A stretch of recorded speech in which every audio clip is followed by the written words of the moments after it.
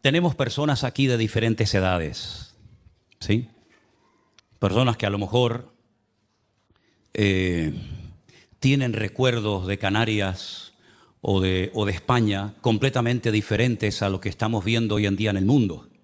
Por mi parte, desde mi humilde opinión, yo nunca había tenido la sensación de ver al mundo tan mal, tan desordenado, como si esto fuera una especie de gran manicomio, un polvorín, que en cualquier momento puede salir todo por los aires como de un tiempo a esta parte. Créanme. Cuando estuvimos, por ejemplo, en el mes de diciembre del año pasado en Israel, yo no conocía a ese país y conozco a ese país como la palma de mi mano. Como dice Elena, es nuestra segunda casa. Y yo no conocía a ese país como me lo encontré en diciembre. Para mí, Israel es el país que impacta a las personas que van por primera vez, porque es un país de miles y miles de jóvenes y es uno de los países más alegres que he visto en mi vida. Y miren, he vivido en Andalucía, que tiene fama los andaluces de ser muy alegres, y lo son, pero yo nunca en mi vida he visto un país más alegre que ese país. Gente danzando por la calle, cantando por la mañana, por la noche, gente muy, muy mayor, niños, jóvenes. Era un país con una alegría que a más de uno le llamaba la atención. Pues yo me encontré un país triste, apagado, cuando estuve en el mes de diciembre del año pasado. Claro, con todo lo que había ocurrido. Y volví en enero de este año y no vi todavía lo que vi hace años cuando iba, ¿no?, con grupos. Ahora nos vamos el lunes otra vez. Mañana, lunes, salimos para Madrid, estaremos allí pasando la noche. Tenemos que pasar la noche porque el vuelo sale para Tel Aviv a las 8 de la mañana y tenemos que estar en este tipo de vuelos 3 horas antes. Y vamos con un grupo grande de hermanos que nos vamos a encontrar en Madrid. Ya otros están en Tel Aviv. Y cuando el grupo este se vaya, que son casi, no sé, 50 personas, pues estaremos un par de días un poco descansando y esperamos al siguiente grupo. Y vamos a estar prácticamente hasta final de mes en ese país. Pero ni en lo político, ni en lo social, ni en lo religioso, ni en nada se parece ese país al que yo conocí hace años, que me llamó tanto la atención, y a todo el mundo que hemos llevado, y hablamos ya de miles de gente que hemos llevado a Israel, siempre impacta. Yo recuerdo que mi infancia en Venezuela fue una infancia maravillosa. La gente de Venezuela en aquellos años no se querían ir a vivir a los Estados Unidos, porque se vivía casi mejor en Venezuela y encima hablando español que irte a los Estados Unidos. Mis bisabuelos y mis abuelos se fueron a Cuba, huyendo de la guerra civil, de la posguerra, del hambre, de la miseria. Otros de mis familiares después se fueron a Venezuela, otros a Argentina. Y eran países que ofrecían una esperanza. Eran como, permítame que ponga este ejemplo, como Egipto en la Biblia, ¿no? Saben que cuando había miseria, cuando había pobreza, cuando había escasez de alimentos, cuando no había lluvia, siempre la gente iba a Egipto y siempre había una oportunidad, ¿no? Independientemente de todo lo que representa espiritualmente Egipto, en Egipto siempre había agua, siempre había trabajo, siempre se podía empezar una vida nueva. Pues esos países hasta el otro día, como quien dice, eran eso.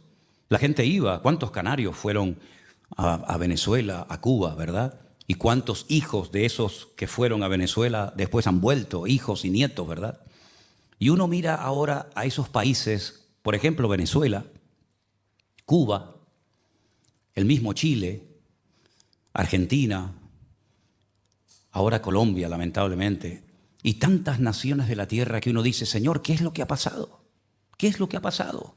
Países ricos, países hermosos, con unos recursos naturales que ni ellos saben lo que tienen, y se encuentran en una situación de caos, de desorden. Te encuentras venezolanos. ¿Cuántos venezolanos hay aquí? Unos cuantos, ¿no? Te encuentras venezolanos en todas partes donde uno viaja. Me los encuentro en Estados Unidos, en Ecuador, en la península, en todas partes donde vamos hay un montón de gente que ha salido de Venezuela, cuando antes la gente quería ir a vivir a Venezuela, ¿verdad? Y uno se pregunta, ¿qué es lo que ha pasado? Es como las fichas del dominó, ¿no? Que las pones así todas paraditas, tumbas una y van cayendo una detrás de otra y parece como que todos se han puesto de acuerdo, todos opinan igual, todos hablan igual, todos protestan igual y parece como que se han copiado el uno del otro. Y si uno fuera joven, ¿no? Si uno diría, bueno, vamos a buscar un país donde pueda ganar dinero, donde pueda empezar una vida nueva, la verdad es que está muy difícil la cosa, porque uno dice, ¿a dónde va uno? ¿A dónde va? ¿A qué país se va uno ahora? Europa está en una decadencia total y absoluta. Hoy vi unas manifestaciones terribles en París, capital de Francia, terribles. Cuando estuvimos en Bélgica el año pasado, vimos un destrozo de la ciudad, equipos de fútbol que se peleaban unos a otros, contenedores quemados, coches destruidos, escaparates de hoteles, de restaurantes, de bancos destruidos. Y pregunto, si uno quisiera ir hoy en día a un país, ¿no? Y decir, bueno, en este país vamos a empezar una vida nueva, pues no es tan fácil. Antes había un abanico, ¿no? Un abanico grande de países, de posibilidades, pero cada vez como que van quedando menos. Y uno tiene que tener una visión espiritual, porque todo lo que estamos viendo no se puede entender, no se puede razonar. ¿Cómo es posible que, por ejemplo, en los Estados Unidos, un país que para muchos ha sido el paraíso terrenal, ¿no? El sueño de ir a América, ¿no? El sueño americano, ¿verdad? ¿Cómo es posible que, por ejemplo, en las universidades de lujo, porque en Estados Unidos no es gratis estudiar en una universidad, y mucho menos en las que estamos viendo últimamente en televisión, ¿cómo es posible que esos muchachos que van a ser los futuros jueces, abogados, arquitectos, médicos, políticos, etcétera, cómo es posible que sean capaces de perder un curso ante las amenazas de decir, si no entran a clase, si no suspenden las manifestaciones, les suspendemos el curso? ¿Cómo es posible que se la jueguen miles de muchachos, miles de jóvenes, por una causa que a ellos les queda tan lejana? Y cuando hablas con muchos de ellos y les haces 3 o 4 preguntas, te das cuenta de que no tienen ni idea. Creo que comenté aquí un día que estaba un día en la plaza de Tomé Cano y se me acercó un muchacho con una revista y en la revista había una bandera de Palestina y el muchacho iba pidiendo dinero. Y cuando yo le pregunté para qué era esa revista, él me dice, bueno, para apoyar la causa palestina. Y entonces le dije, ¿y cómo se llama el líder político de la autoridad palestina? Dice, no sé. Digo, ¿no sabes cómo se llama el líder de la autoridad palestina? ¿Y cuáles son los 2 partidos políticos mayoritarios en la franja de Palestina? Dice, bueno, hay uno que creo se llama Hamás, pero el otro no me acuerdo. ¿Ah? ¿Has estado alguna vez allí? ¿Conoces a palestinos? ¿Conoces a judíos? Dice, no, a ninguno. Digo, ¿y este dinero que vas a recoger con esta revista lo vas a mandar para allá? Dice, no, no puedo. Digo, ¿por qué? Dice, porque es para hacer más revistas. ¿Cómo? Para hacer más revistas y lo que quede de limpio de la venta de las revistas, ¿para quién es? ¿Para ti? ¿Para tu bolsillo? Es tremendo, ¿no? Cuando salían por las calles algunos periodistas le decían, oye, ese grito que ya se ha extendido como una especie de cortina, ¿no? Una especie de humo, desde el río hasta el mar, Palestina libre. Cuando le preguntaban a mucha de esa gente, cuando hablan ustedes desde el río hasta el mar, ¿a qué río se refieren y a qué mar se refieren? Oye, es increíble, y esto no lo han hecho cristianos, ni mucho menos, lo han hecho periodistas seculares, y se llevaban las manos a la cabeza cuando decían, bueno, será pues desde el mar Caspio o desde el mar Negro hasta... Y no sabían a qué río se referían. Sí, Israel no tiene ni 90 kilómetros de ancho. Y hay un río que es la división natural entre Jordania e Israel, y el río se llama el río Jordán. Y el mar al que se refieren, porque es como decir de extremo a extremo, es el mar Mediterráneo, no el mar Caspio, no el mar Cantábrico, no el mar Caribe, es el mar Mediterráneo. Si se grita que tiene que ser libre desde el río hasta el mar, ¿qué pasa con los 15 millones de habitantes que hay allá adentro? Porque solamente un 20% de los que viven en territorio o en suelo de Israel, solamente un 20% son, vamos a decir, palestinos. ¿Qué pasa con el 80% restante? Bueno, ahí entran judíos, drusos, beduinos, las minorías, pero bueno, estamos hablando de un 80% de una población de 13, 14 millones de habitantes, le quitas un 20%, estamos hablando de millones y millones de personas que son niños, ancianos, familias, jóvenes de derecha, de izquierda, homosexuales, religiosos, evangélicos, ateos. ¿Qué van a hacer ustedes? ¿Qué pretenden hacer con el 80% de la población que no son palestinos? Habrá que matarlos a todos. Porque si no quieren que la gente viva ahí, como dijo Jordania hace muchos años, los tiraremos al mar. Los vamos empujando, empujando y empujando. Los tiramos al mar, que se ahoguen todos. Estamos hablando de millones de personas y entonces ya nos podemos apropiar de un nuevo territorio. Entonces están reclamando y están hablando de un genocidio y matar a millones de personas. ¿Qué es? ¿Un favor a la humanidad? ¿Un acto de misericordia o de altruismo que tenemos que aceptar y decir amén y sí, guana, porque es lo que está de moda hoy en día? ¿O tenemos que decir, espera un momento? Es decir, juzgamos a los que matan y ustedes quieren hacer exactamente lo mismo o peor. No tenemos ninguna autoridad moral ni espiritual de pedirle a alguien que haga algo que yo no estoy dispuesto a hacer. Entonces, cuando uno va a la Biblia uno busca respuestas a todo este caos y a este mundo enfermo, que lo mires por donde lo mires. Y otra cosa que quiero decirle antes que se me pase, antes que me olvide, es que ahora está el foco del mundo en un punto. Pero permítame decirles que en este momento hay 25 países en guerra, 25 conflictos en diferentes partes del mundo. Pienso, por ejemplo, en el continente africano, que nadie habla de él. Y todos los días mueren miles de personas. Hace unos meses mataron a miles de cristianos como tú y como yo. Y nadie dijo nada. Nadie salió a las calles a protestar diciendo, ¿pero qué estáis haciendo? ¿Qué están haciendo ustedes? Tribus contra tribus, ahora sube este y mata al otro, y cuando sube el otro mata al siguiente. Y nadie habla de África. Y me acuerdo que había hace unos meses atrás que todos los días en la televisión salían noticias de lo que está pasando, por ejemplo, en Ucrania. Pocas cosas salen ya hoy en día de Ucrania, ¿sí o no? Y estamos viendo cómo está centrándose todo en un lugar y nos olvidamos de que detrás de todo esto hay una connotación y una lectura espiritual que lamentablemente pocos o nadie está haciendo. Porque claro, si invitan a un periodista, a un político, a un sociólogo, a un antropólogo, a una tertulia, pues hombre, tienen tema de conversación para hablar de lo que quieran. Pero ¿quién explica espiritualmente este trasfondo de lo que está ocurriendo? Nadie. Porque la mayoría de los que opinan, la mayoría de los que tienen una cierta influencia y son invitados a esos canales de televisión, la mayoría de ellos son ateos. Y no tienen ni idea de lo que dice Dios, ni tienen ni idea de lo que dice la Biblia, no tienen ni idea de lo que está pasando espiritualmente hablando. Y no se olviden que en esas partes del mundo, todo el mundo cree en algo. Es como en África. En África prácticamente no encuentras ateos. Y sé lo que te digo porque nosotros hemos ido a trabajar a África.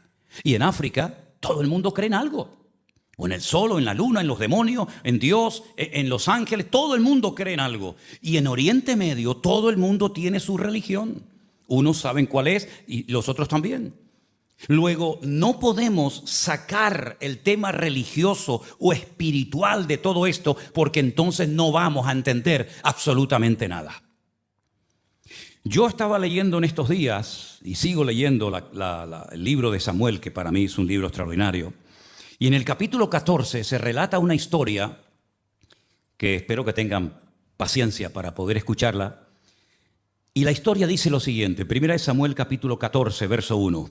Aconteció un día, ahí tienen la lectura si quieren seguirla conmigo, que Jonatán, el hijo de Saúl, le dijo a su criado que le traía las armas, ven y pasemos a la guarnición de los filisteos que está de aquel lado, y no lo hizo saber a su padre.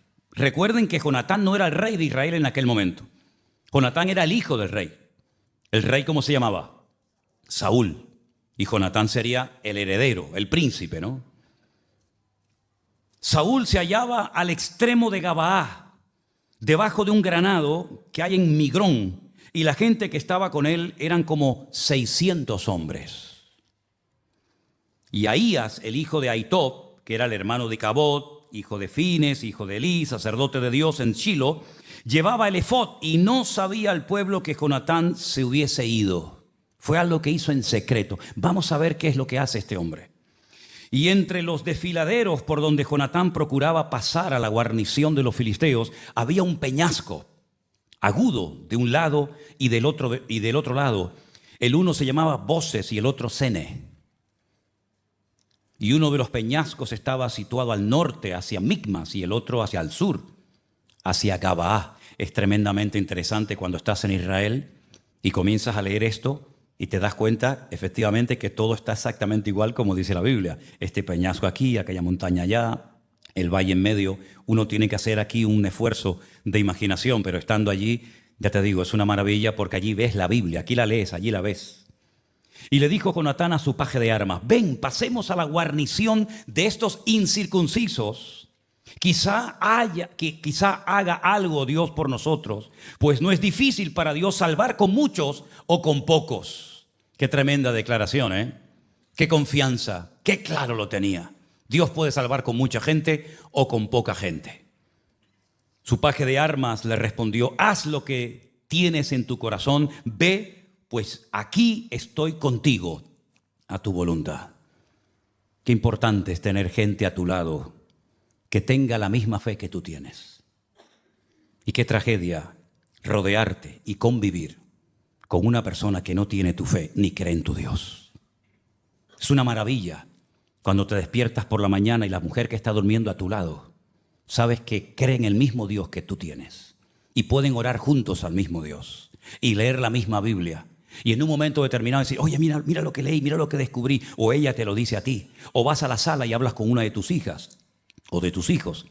Pero qué triste tiene que ser levantarte por la mañana, estar un tiempito a solas en oración después de escuchar el devocional de un pastor que tiene un devocional todos los días de lunes a viernes a las 9 de la mañana y querer ir a él o a ella, decirle: oye, ¿viste lo que dijo? ¿Viste el versículo? Y no puedes decirle nada, pues te va a decir: déjame en paz, por favor. Tu Dios y con tu iglesia, tu pastor y tu religión. Me parece que estás enamorada de ese hombre. Claro, el carnal, ¿cómo habla? ¿Cómo hablan los carnales, hermano? Como los carnales. ¿Y cómo piensa un carnal? Como piensan todos los carnales del mundo, ¿verdad? Pero qué bonito cuando le dice Jonatán: oye, ¿sabes una cosa? Allí están los filisteos, son miles y miles, están armados hasta los dientes. Pero quién sabe si el Señor nos usa a nosotros en este momento para derrotarlos. Vamos a probar, vamos a subir estos peñascos, vamos a jugarnos la vida y hacerle frente, a ver si Dios nos usa. ¿Vienes conmigo o qué? Y le dice el paje de armas: yo estoy contigo, aquí estoy contigo, cuenta conmigo. Tienes que rodearte de ese tipo de gente, amén, hermano. Tienes que rodearte de esa gente fiel. No abundan, pero si lo encuentras, no lo sueltes. Dijo entonces Jonatán: vamos a pasar a esos hombres y nos mostraremos a ellos. Y si nos dicen, mira la prueba que va a poner, espero que la entiendas bien: esperad hasta que lleguemos a vosotros, entonces nos estaremos en nuestro lugar y no subiremos a ellos. Mas si nos dijeren: subid, subid a nosotros, entonces subiremos, porque Dios los ha entregado en nuestra mano y esto nos será por señal. ¿Entienden, no? Allí están los filisteos armados hasta los dientes en la montaña. Jonatán y el paje de armas están aquí y le vamos a decir: hola, aquí estamos. Si ellos nos dicen: esperen, esperen, vamos a bajar a ver qué es lo que quieren ustedes, Dios no nos va a ayudar en esta empresa. Dios no nos está abriendo las puertas. Pero si alguno de ellos nos dicen: esperen, suban, suban, vengan a hablar con nosotros, prepárate, porque Dios los va a entregar en nuestras manos. Dice: esto será para nosotros una señal, una demostración de que el Señor está en este negocio. Se mostraron pues ambos a la guarnición de los filisteos, y los filisteos dijeron: he aquí los hebreos que salen de las cavernas donde se habían escondido. Los hombres de la guarnición le respondieron a Jonatán y a su paje de armas: subid, subid a nosotros y os haremos saber una cosa. Entonces Jonatán le dijo a su paje de armas: escucha, sube tras de mí, porque Dios los ha entregado en manos de Israel. 2 contra miles. 2 contra miles de soldados que odiaban al pueblo de Israel.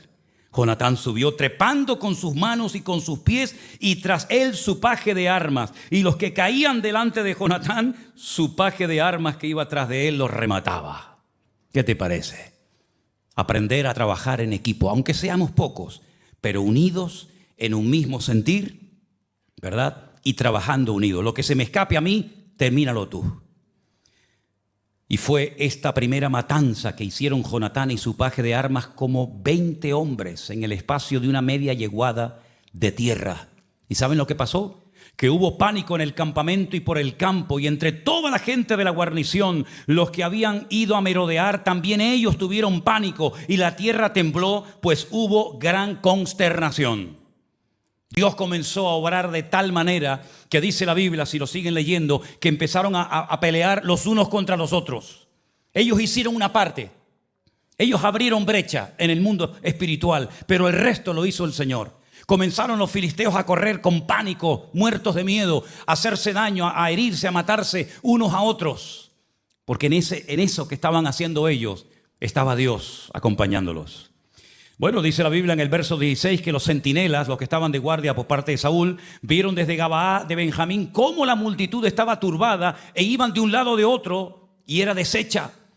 Entonces Saúl le dijo al pueblo: pasad revista, ved quién se haya ido de los nuestros. Pasaron revista y aquí que faltaba Jonatán y su paje de armas. Viendo los resultados en el campo del enemigo, Saúl dijo: bueno, venga, vamos a aprovechar, pasemos revista y vamos a atacar a estos hombres.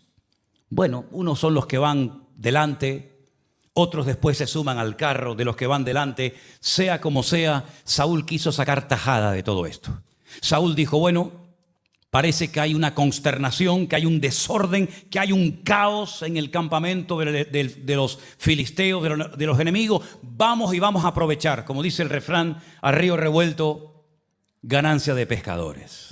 Y resulta que van ellos también al ataque, pero este hombre que nunca fue un hombre espiritual, repito, nunca Saúl fue un hombre espiritual, un hombre consagrado, un hombre sincero, obediente a Dios, nunca lo fue, aunque era el rey de Israel y tuvo muchas oportunidades para convertirse poco a poco en un hombre de Dios, las desaprovechó todas, y resulta que no se le ocurre otra cosa que decir lo siguiente. Mira lo que dice en el verso 24. Los hombres de Israel fueron puestos en apuro en aquel día, porque Saúl había hecho un juramento al pueblo diciendo, fíjate lo que se le ocurrió a este hombre: cualquiera que coma pan antes de caer la noche, antes que haya tomado venganza de mis enemigos, sea maldito. Y todo el pueblo no había probado pan. Claro, tú vas a la guerra, estás horas y horas y horas peleando sin comer, sin reponer fuerza, sin poder beber agua, porque no se le ocurre otra cosa que decir, bueno, el que coma o beba algo antes de que yo haya tomado venganza de mis enemigos, antes de que llegue la caída del sol, sea maldito. La gente cogió miedo y la gente lo comenzó a pasar mal. Pero Jonatán, que no estaba cuando su padre dio esa palabra totalmente fuera de orden, que no venía a cuento para nada, resulta que él entra en un bosque.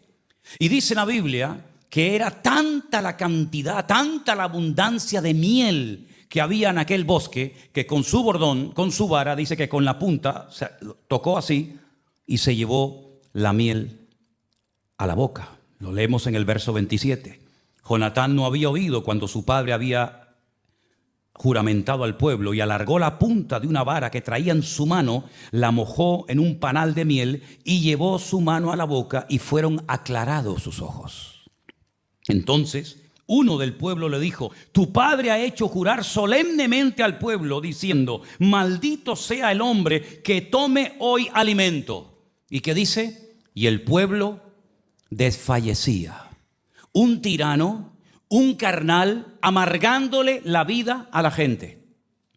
Jonatán y su paje de armas, que ni siquiera la Biblia dice cómo se llamaba, creyendo en el Señor, se la jugaron. estuvieron dispuestos a perder la vida con tal de que el Señor en un momento determinado los usara y los sorprendiera. Y así fue. 2 personas se enfrentan contra todo un ejército y lo ponen patas arriba al enemigo. Y ahora resulta que este hombre, sabiendo que el Señor está obrando, hace un juramento totalmente fuera de lugar y compromete la vida física de su pueblo, y dice que el pueblo desfallecía, el pueblo se moría de hambre.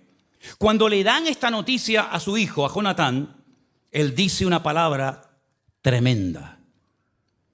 Jonatán respondió, dijo: mi padre ha perturbado el país. El problema de que el país esté tan mal la tiene mi padre. Mi padre ha sido un juguete roto. Mi padre, que no es una persona espiritual, ahora va de espiritual, diciéndole a la gente que no se les ocurra comer pan ni beber agua hasta que el Señor haya puesto a sus enemigos, digamos, en la planta de sus pies y hayan sido derrotados. Y ahora va de espiritual a un carnal. De un carnal no puedes esperar nada bueno. De una persona que no ama, que no respeta a Dios, que no cree ni siquiera en el Dios que tú crees, ¿qué vas a esperar? No pierdas el tiempo con una persona que parece, pero no, a la hora de la verdad, nada de nada. No pierdas el tiempo en una batalla perdida que puedes terminar robándote el alma y perdiendo lo poquito o lo mucho que puedes tener del Señor. No pierdas el tiempo con gente como Saúl. Saúl era una persona que estaba mal, y el que está mal, ¿qué es lo que transmite? Su maldad, su desorden, su pecado, su desobediencia. Repito, Saúl nunca fue un hombre espiritual, nunca. Ahora, si tú buscas un hombre o una mujer, allá afuera hay millones. Pero si buscas a un hombre espiritual o a una mujer espiritual, para el carro, porque te va a llevar un tiempo encontrarlo, si es que lo encuentras. ¿Y de Saúl qué se podía esperar, hermanos? Si Saúl era desobediente, si Saúl iba a su aire, si Saúl nunca buscó de Dios, Saúl era todo fachada. Dice que en Israel no había otro hombre más alto que Saúl. ¿Y qué? Y todo lo que tenía de grande por dentro lo tenía de enano por dentro. Y toda la apariencia de Saúl no valía absolutamente para nada, porque a la hora de la verdad nunca fue capaz de tomar pasos de fe, porque no era un hombre de fe. Y como dice Romanos 8, los hombres o las personas carnales se comportan como carnales y piensan en las cosas de la carne, más los que son del Espíritu piensan en las cosas del Espíritu. Y ahora este juramento lo que está trayendo es una ruina al país, y su hijo lo dice. Su hijo no es diplomático diciendo, bueno, pobrecito mi padre, hay que entenderlo, ya es mayor, en fin, hay que tener paciencia. No hay que tener paciencia. Mi padre ha perturbado al país. El versículo dice, y hay una palabra, esa palabra, ajar, se puede traducir de diferentes maneras. Saben que en la Biblia hay palabras que significan una cosa y ya está, pero hay palabras que son como palabras que nos permiten traducirlas de diferentes maneras. Claro, lógicamente en tu Biblia no vas a tener todas las traducciones, tendrás una. Pero esa palabra ajar se puede traducir por arruinar, por destruir, trastornar el orden, causar problemas e intranquilidad en la gente. Y todo eso, si ustedes observan el reinado de Saúl, que duró 40 años, eso fue lo que este hombre produjo en el país. Ruina, destrucción, trastornos, problemas, intranquilidad, gente endeudada, gente amargada, gente triste, gente sin ánimo de nada, sin ganas de vivir. Y de ahí viene el hecho de que cuando se enteran de que David está en una cueva llamada la famosa cueva de Adulán, la gente prefiere ir a la cueva con David que vivir al lado de este hombre que lo único que ha traído es ruina, destrucción y desesperación al país. Un hombre destruyó un país entero. ¿Es acaso algo que ocurría en el pasado? Ocurre también hoy en día. No hay hombres que han destrozado países enteros. Después a lo mejor se escapan, se van con todo el dinero que han robado y aquí no ha pasado nada, y los que se queden que paguen los platos rotos, ¿no? O se muere y viene otro tal vez igual o peor que el que se fue. Ha trastornado el país, qué tremendo, ¿no? Ahora, es interesante notar que cuando uno, por ejemplo, y te animo a que lo hagas un día si te interesa y tienes paciencia para hacerlo, haz una pequeña lista en un cuaderno, cuáles son las características de una persona que es carnal, de una persona que no ha nacido de nuevo, una persona que puede ser un simpatizante, un oyente, pero eso no significa nada. El diablo también ha oído la Biblia y no se ha convertido. Y los demonios, dice la Biblia, que creen y por lo menos tiemblan. Y anota en una lista cuáles son las características de un hijo de Dios. Y te vas a dar cuenta que hay un abismo, no hay punto de comparación entre un carnal, entre un impío, un pecador y una persona que le ha entregado su vida al Señor. Por ejemplo, la Biblia dice, por sus frutos los conoceréis. ¿Sí o no? Y no son palabras mías. Es una forma de identificar, de discernir si lo que estás viendo es de Dios o no es de Dios, aunque parece que tiene apariencia de piedad, pero no tiene nada que ver con el corazón de Dios, ¿verdad? Por sus frutos los conoceréis. ¿Cuál es el fruto que tiene que dar un creyente? Uno que dice que es creyente. Bueno, ahí está en la Biblia. Gálatas 5, 22 y 23. Amor, gozo, paz, paciencia, benignidad, fe, mansedumbre, templanza. Ahí están los frutos. Ahí están las características. Si lees, por ejemplo, el Sermón del Monte, Mateo 4, 5 y 6, una de las bienaventuranzas dice, bienaventurados los pacificadores. ¿Por qué? Porque ellos serán llamados hijos de Dios. Un hijo de Dios no trae ruina. Un hijo de Dios no trae división. Un hijo de Dios no viene a dividir, a enfrentar a los hermanos. Un hijo de Dios no viene a hacerle la guerra a nadie. Un hijo de Dios viene a traer paz. Porque los pacificadores tienen que ser hijos de Dios. Y los hijos de Dios tienen que producir y transmitir paz a la gente que les rodea y el lugar donde viven. ¿Cuántos dicen amén? Entonces es muy importante ver que, por ejemplo, Saúl nunca dio ningún tipo de fruto positivo, digamos, sino más bien todo lo contrario. Fue una persona que trajo, como dice Jonatán, ha perturbado al país. Pero lo peor no es solamente lo que hacía Saúl. Para mí más triste es que había gente que apoyaba a Saúl y seguían a Saúl. Porque cuando usted ve en un lugar desorden, cuando usted ve en un lugar que Cristo no es el centro, cuando usted ve que en un lugar no está la paz del Señor, el Señor no es el protagonista, y usted está en ese lugar, usted está siendo copartícipe de apoyar también el desorden que se predica o se enseña en esa congregación o en ese lugar. No solamente es el que lo hace, sino también el que lo apoya, el que se calla la boca. Y el que no reclama, y el que no protesta, y el que no dice nada en contra de la injusticia, de la manipulación, de la mentira, del engaño, del abuso de poder, etcétera, etcétera. Y dice la Biblia que había gente que iba a la guerra, iba al campo de batalla con Saúl, pero dice, iban temblando. Porque este hombre no transmitía seguridad a nadie, ni él tenía seguridad de sí mismo. ¿Qué seguridad va a transmitir a los demás? ¿Qué seguridad va a transmitir Saúl? Si cuando le dicen que hay uno solo, no son 1000 ni 20,000, sino uno solo que está desafiando al pueblo de Israel, es incapaz de salir de su carpa, de su tienda de campaña, a ver por lo menos de quién se trata. Le tienen que informar, no, es que hay ahí un gigante, un tal Goliat, que está desafiando al pueblo y él está allí escondido como una rata acorralada. Y cuando se entera de que hay un jovencito, que en este caso es David, que quiere ir a pelear contra Goliat, le dice, bueno, pero espérate, vamos a hacer una cosa, mi armadura, póngansela a él. ¿Pero qué armadura ni sana armadura? Si no te sirve a ti la armadura, le va a servir a otro.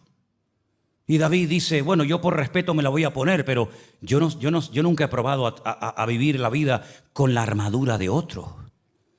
Yo me defiendo con mi onda, yo me defiendo en el nombre de mi Dios. Y si es un león, o si es un oso, o es un gigante, me da igual porque no voy en mi propia fuerza, voy en el nombre, sobre todo nombre, el nombre de mi Dios. Yo para qué quiero este escudo si no te sirve ni a ti.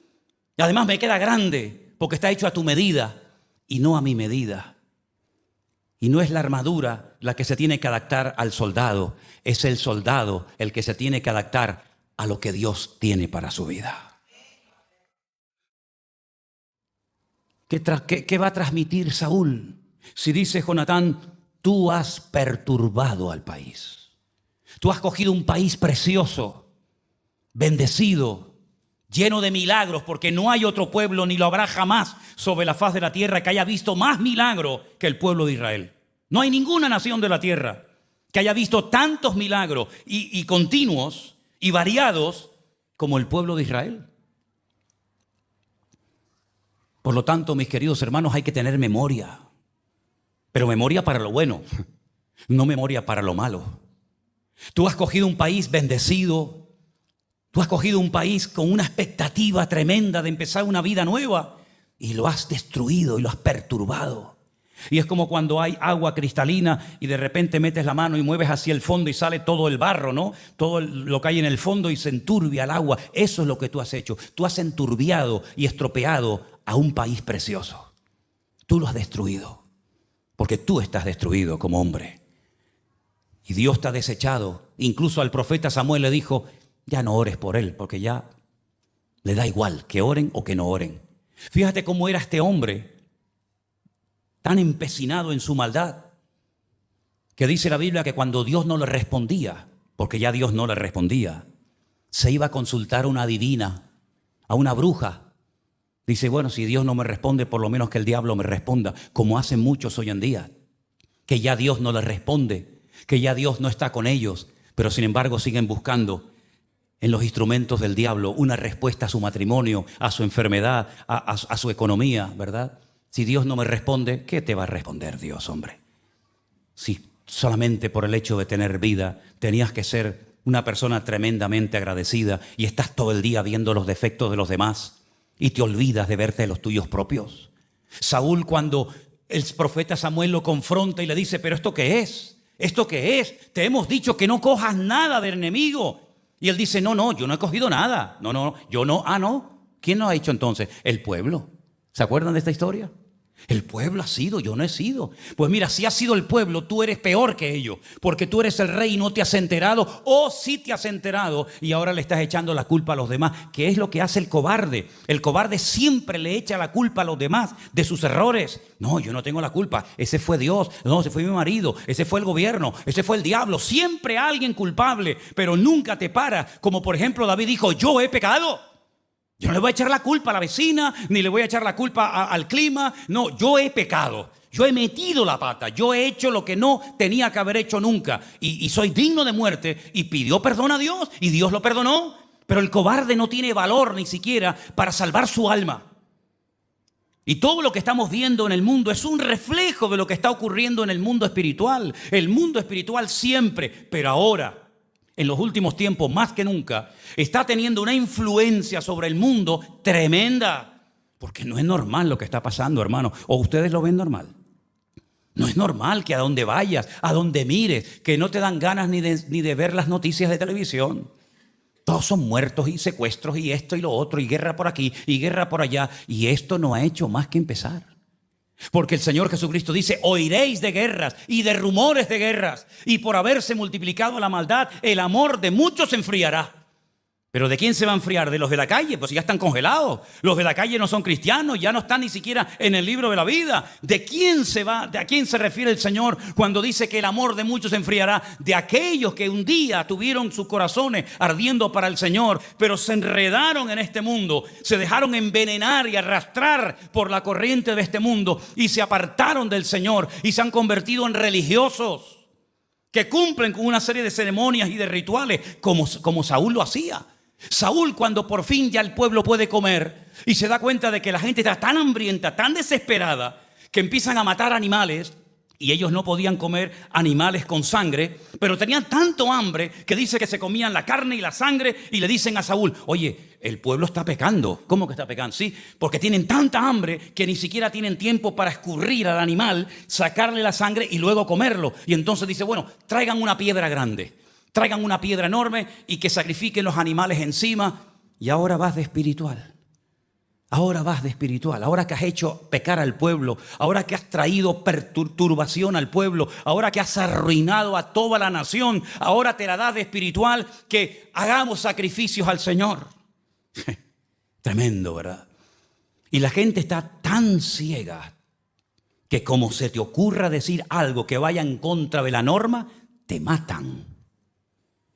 Desde la Segunda Guerra Mundial no se había vuelto a ver en el mundo que se le prohibiera, por ejemplo, por el gran delito por el terrible crimen de ser de nacionalidad judía o israelita, que se le prohibiera a un maestro de universidad entrar a dar las clases a sus alumnos. Eso no se había visto nunca desde los años 40. Eso yo nunca lo había visto desde que tengo uso de razón. Pero lo hemos vuelto otra vez a ver ahora. Y ahora están proponiendo en grandes universidades de una élite que son carísimas estudiar en esas universidades. Eso es para ricos. Están diciendo de aquí para allá, en todo caso, sean clases para esta gentuza y de aquí para acá para nosotros que somos los buenos. Y eso ya pasó en España en la época de Franco, cuando se les amenazaba a los cristianos evangélicos que cuando morían no se les iba a dar santa sepultura en los cementerios. Y por eso hay iglesias evangélicas muy antiguas en España donde tuvieron que comprar un terreno para poder enterrar a los muertos, a los hermanos que morían en las iglesias, porque les amenazaban que si eran protestantes o evangélicos no se les enterraría en Campo Santo. Y estamos volviendo para atrás. Ahora que hay más tecnología que nunca, ahora que hay más información que nunca, ahora que supuestamente cuando mejor teníamos que vivir, porque lo tenemos todo, tenemos cosas que jamás muchas generaciones soñaron ni siquiera que existirían. Y nosotros que tenemos el mundo en la mano y que nuestro teléfono, nuestro móvil, nuestro celular tiene más tecnología que muchos cohetes que subieron a la luna hace 40 o 50 años. Ahora que podemos ser los más felices del mundo, el hombre está más vacío y más hueco que nunca.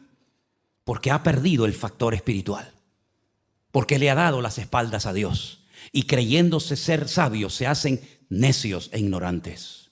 Y estamos viendo en el mundo cómo hay personas que son capaces de hacer locuras creyendo que defienden una causa justa. Y yo no estoy justificando a nadie, ni estoy haciendo publicidad ni de unos ni de otros. Así de claro. Simplemente digo, utilicemos un poco el sentido común. Si no quieres emplear la fe porque no la tienes, bueno, pues si no la tienes, no la tienes. Pero por lo menos empleemos el sentido común. Es normal pedir que se maten a 15 millones de personas para apropiarse de un territorio cuando cualquier país árabe tiene miles y miles y millones de metros cuadrados. Es normal que la gente se levante como si fueran animales salvajes contra una mujer que paseando el otro día por las calles de Madrid se le insulte y si no llega a intervenir la policía la matan y la violan allí mismo simplemente por el gran delito de ser judía. Como si nosotros pudiéramos elegir el lugar de nuestro nacimiento. ¿Tú elegiste nacer aquí? ¿Tú escogiste este país, esta isla, esta ciudad? ¿Tú elegiste a tus padres? ¿El apellido que llevas tú lo elegiste? ¿Tuviste la opción de elegir, no, este papá no me gusta aquel? No, esta mamá no, me gusta más aquella. ¿Pudiste escoger a tu padre y a tu madre? Son detalles que se nos escapan de las manos, como no solamente ese, sino también dónde vamos a morir. ¿Puedes elegir el sitio donde quieres morir? ¿Puedes elegir la enfermedad o la forma como vas a morir? No lo puedes elegir. Es que yo no soy cristiano, es que da igual, yo soy cristiano y no puedo elegir ni el día, ni la hora, ni el lugar, ni la forma como voy a morir. Son cosas que se escapan de nuestro control. Y una persona que ha nacido en Afganistán, o en Marruecos, o en Estados Unidos, o en La Palma, en La Gomera, o en Jerusalén, en Israel, ¿qué culpa tiene una persona de tener una documentación diferente a la nuestra? No, hay que ir a por él, porque es diferente a nosotros. Pero es que esto ya me suena. Esto me suena a mí a lo que pasó en territorio europeo hace 70 años atrás. Es lo mismo. Porque la Biblia dice, ¿qué es lo que será? Lo mismo que fue. Y así como Saúl trajo turbación, ruina, descomposición moral y espiritual a Israel, estamos viendo que nuestro país, nuestro mundo, está entrando en una crisis total de valores, de principios, de moral y de todo. Pero no nos tenemos que sorprender por nada de esto, queridos hermanos, porque la Biblia dice que todas las naciones de la tierra van a ser sacudidas y zarandeadas. Y llegará un momento en que la única dirección a la que podemos mirar es hacia arriba. La Biblia dice, si habéis resucitado con Cristo, poned la mira en las cosas de arriba, no en las de la tierra. Y quiero recordarles que esta turbación que vino a consecuencia de la mala cabeza y de la mala influencia de Saúl, La vamos a experimentar nosotros, si no es que ya la estamos experimentando en carne propia. Y recordar lo que dijo el Señor. ¿Saben cómo van a ser los últimos tiempos? Hombre, y hay que ser torpe, ¿eh? Hay que ser ciego. Es que no hay que ser ni cristiano para entender lo que voy a decir ahora. Si no entiendes que este mundo está enfermo y en coma y que estamos en los últimos tiempos, querido, es que no entiendes nada. Cualquier persona sabe que este mundo no puede seguir más tiempo así. Todo el mundo sabe perfectamente que esto no aguanta más, que esto va a explotar por algún lado en cualquier momento. La economía no da más, la maquinita no da más. Esto va a explotar en cualquier momento, por Europa, o por Asia, o por Israel, o por Europa. Por cualquier lugar va a explotar en cualquier momento. Y todo el mundo sabe, o deberíamos de saber, lo que el Señor dijo de nuestros tiempos, que serían como los días de Noé. ¿Le suena a usted el personaje de Noé? ¿Sabe algo usted de Noé? Generalmente lo que sabemos de Noé es que era un señor que se dedicó a construir un barco para que cuando lloviera mucho se metiera en él y no se muriera. Y punto, ya algunos ya no saben más. Pero yo te voy a decir un poquito más detalles. Noé fue un hombre que no se dejó contaminar por la sociedad depravada y perversa en la que él vivió. Porque la Biblia dice que Dios, lo dice metafóricamente, ¿no? Que Dios miró hacia la tierra y vio que toda la humanidad estaba en una descomposición espiritual sin precedentes. La gente eran peor que animales y yo creo que hemos llegado a un punto que los seres humanos se comportan peor que animales. Yo hasta el otro día tenía un perro que lo echo muchísimo de menos, ojalá no lo hubiera tenido que sacrificar, y les puedo asegurar que me fiaba más de mi perro que de mucha gente, incluso de algunos que se llaman cristianos. Porque sé que él nunca me iba a traicionar y era lo más fiel que me podía imaginar en esta vida que pudiera dar la fidelidad a un animal. Estamos viendo cómo el ser humano se comporta peor que un animal. Que padres que adoptan hijos son capaces a los pocos años de acabar con sus vidas. Y eso lo hemos visto aquí, en España. Y no será la primera y la última vez que ponemos la televisión y vemos que aparece una criatura hasta con el cordón umbilical dentro del cubo de la basura enrollado en una bolsa plástica. Eso no lo hace ni la peor bestia de la tierra, hombre. Eso no lo hace ningún animal. Nosotros los seres humanos sí hemos sido capaces de hacer eso y peor todavía. Y las barbaridades que se hicieron en los kibutzim el día 7 de octubre en Israel. Hermanos queridos, ustedes no han visto ni la misa de la mitad. Cosas que no se pueden decir aquí porque automáticamente pues nos censurarían, porque son palabras muy fuertes, imágenes terribles de cosas que se hicieron en nombre de la religión o no sé de qué Dios. Hermanos queridos, Noé fue un hombre que no se dejó marcar por la sociedad de su época, sino al contrario, él se mantuvo fiel como Daniel, como José, como David y tantos hombres. Y no solamente no se dejó manipular, sino que además predicaba y decía, viene un diluvio, que esto se va al garete, que vamos a ser destruidos, que viene una desgracia a nivel universal, prepárense. Nada, la gente pasaba de todo. Mateo capítulo 24 dice que minutos antes del diluvio, escuchen esto hermano, minutos antes del diluvio, la gente estaba comiendo como si nada. Y bebiendo y casándose. Oye, cuando tú te casas con una persona es porque tienes un plan de futuro, quieres establecer una familia, crear un hogar. La gente minutos antes del diluvio estaban como si nada fuera a ocurrir. Y Noé sabía que al planeta Tierra le quedaban minutos de vida. Minutos de vida. Y el Señor Jesucristo dice, así va a ser la época de ustedes. Así va a ser España y las Islas Canarias dentro de unos años. Así va a ser Europa. Vayan por el mundo entero y se van a dar cuenta que la gente, ¿qué es lo que quiere? Ganar dinero, vivir bien, viva la pepa. Dios, ahí está Dios, ya ni siquiera dónde lo dejaron. Igual que la sociedad de Noé, gente pervertida, gente infiel, gente traicionera. Y quiero en esta noche terminar porque no quiero aburrirles, pero yo quiero leerles lo que dice la Biblia de cómo va a ser Canarias, cómo va a ser España, cómo va a ser el mundo en los últimos tiempos. Póngase de pie conmigo, por favor.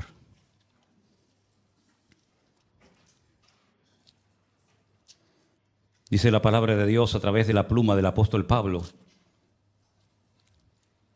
lo siguiente, hablando del carácter de los hombres en los últimos tiempos. Y usted piense, analice si lo que estoy leyendo lo está viendo ya pues algo que usted dice, estos son cuentos de esta gente que siempre está metiendo miedo con el apocalipsis y con la venida de Cristo, siempre están... Bueno, usted siga jugando al boliche, usted siga alargando la cuerda. También tienes que saber esto, le dice Pablo a Timoteo y a todos nosotros en esta tarde, que en los últimos días serán tiempos peligrosos. ¿Saben? Esta palabra peligroso la estudié en el griego y dice que es la palabra chalepos, que significa tiempos desprovistos de todo principio moral o espiritual. Todo vale. Lo quieres hacer y te gusta, venga, para adelante, da igual. Esos serán los últimos tiempos. Como aquellos griegos que le daban tanta importancia al deporte, al culturismo, al hedonismo. Primero yo y después más yo, ¿no? Aquellos hombres que eran tan cultos, tan filósofos, y después eran unos depravados y unos corruptos terribles. Dice, los últimos tiempos habrá hombres amadores de sí mismos. ¿Qué significa amadores de sí mismos? Egoístas. Si yo estoy bien y aquel se está muriendo, allá él. Esa es la sociedad que viene manifestándose desde el tiempo del COVID. Antes del COVID, la gente era diferente. Yo no sé si ustedes se han dado cuenta. Antes del COVID había una solidaridad, había algo que se ha perdido. Hoy en día cada uno va a lo suyo. Hay una agresividad en la carretera. Coja el coche, vayas a dar una vuelta por la isla. No se te ocurra decirle nada a alguien. Y estamos en Canarias, vete a la península, dile a alguien, saca con un hacha y te corta ahí. Bueno, y si te vas a otros países ni te cuento. Egoísmo por todas partes, avaros, vanagloriosos. Nunca hemos vivido en una sociedad de tanta vanidad. Miren la televisión, miren los programas que tienen más éxito. ¿A qué se dedican? Gente sin estudio, sin esfuerzo, sin trabajo, sin darle un palo al agua en toda la vida. ¿A qué? Pues ya saben a qué, ¿verdad? Vanagloriosos, soberbios, blasfemos, desobedientes a los padres. Nunca ha habido tanta desobediencia y tanta falta de respeto de los hijos hacia los padres como de unos años a esta parte. Ingratos, impíos, sin afecto natural, le da lo mismo 4 que 40. Implacables, calumniadores, intemperantes, crueles, aborrecedores de lo bueno. ¿Qué es lo que ama la gente? Lo malo, lo prohibido. Aborrecedores de lo bueno. Traidores, impetuosos, infatuados, amadores de los deleites más que de Dios. Escucha bien esto es muy fuerte. Tendrán apariencia de piedad, de niño bueno, de mosquita muerta, pero cuidado, negarán la eficacia de ella.